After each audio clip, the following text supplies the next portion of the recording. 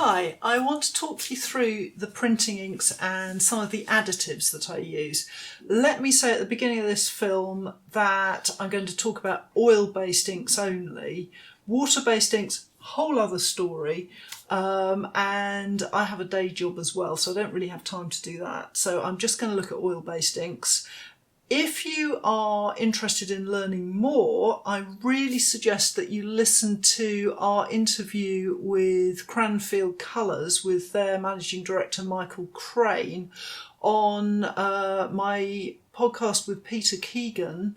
We co-host a podcast called Ask an Artist, and we're discussing everything to do with printing inks. So check out our podcast. You can find it anywhere you listen to podcasts, or you can find it at our website, which is askanartistpodcast.com.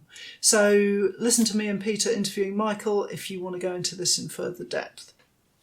So the inks that I use, oil-based inks, I actually use two different sorts. I've got this sort here, which are traditional oil-based inks. Both the ones that I use happen to come from Cranfield, but others are available. So this is traditional oil-based ink, and as you can see, it doesn't skin. I've had this must have had this tin for about a decade, I guess. And it's quite stiff stuff. You can see as I put it out there, it's quite a thick ink. The other sort that I have started using is the Caligo ink, which is a safe wash ink.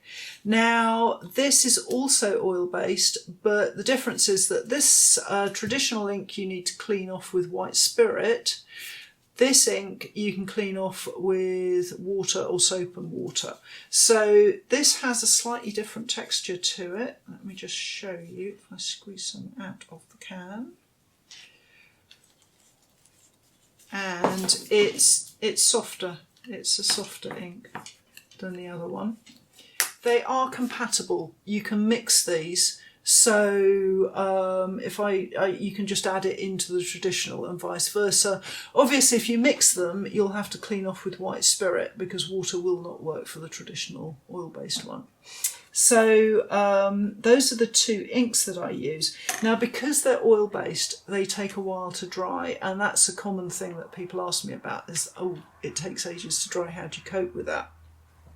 There are two different ways that I cope with it. And one of them is to do with how I print. You will see when I start printing that I use really fine layers of ink. So I don't put much ink on the paper, and that helps with drying times. The other thing is that I use additives. So there are things called dryers, and that always sounds really technical, but it's not. I have several dryers that I've worked my way through. The first thing I used to do was to use stuff called cobalt dryer. I haven't even got the packet that it came in left, I'm afraid. But it's a liquid, and if I put some out here, you can see it's a sort of purple colour, and this stuff, it dries the surface of the ink. So it's really effective, and you don't need much of it. You should be using it at a dilution of about 2% to the ink. And it will be very effective, and it does dry. The price you pay is that the ink gets really shiny, and the more layers you do, the shinier it gets. So because I didn't care so much for the shiny surface, I went over to manganese dryer. So here I actually have a proper bottle. And this stuff is pretty much the same in that it's a liquid.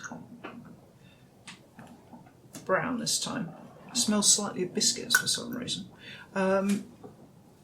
And you use it at the same sort of dilution, but this dries the ink without going so shiny.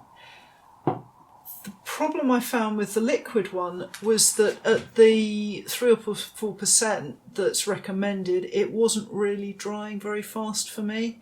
You can use it at a higher percentage, but the price you pay is that this is diluted with a solvent. So if you up the quantity to speed the drying, you're actually diluting the ink, and it kind of cancels itself out.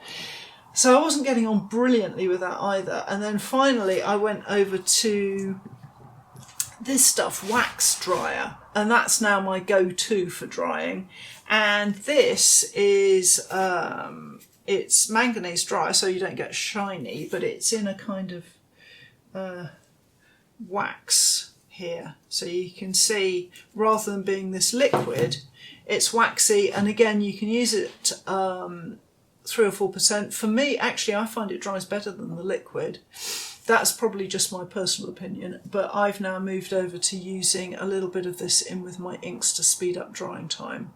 And using dryers is a really good idea because some of the colours, especially the blues, can take forever or never even really dry. So yeah, use a dryer.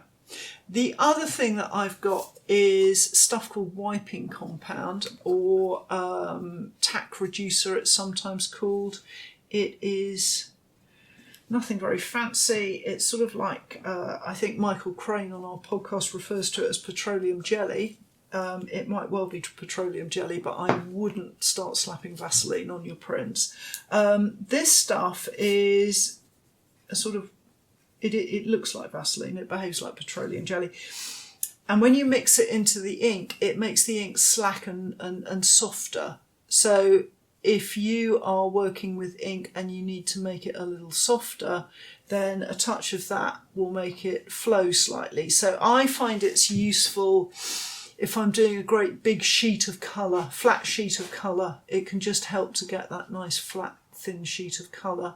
Again, you need to experiment, because if you put too much on, it can flow into the cutaway areas and be a problem. The other thing about inks, especially oil-based inks, when you're rolling them out, it's important to remember that the more you work with them and the more you roll with them, the more flexible and better to use they get. So time spent rolling out is also really important for getting your inks into condition. And on a later film, we will have a look at rolling out and inking up. So thank you very much for listening to this, and I hope to join you again.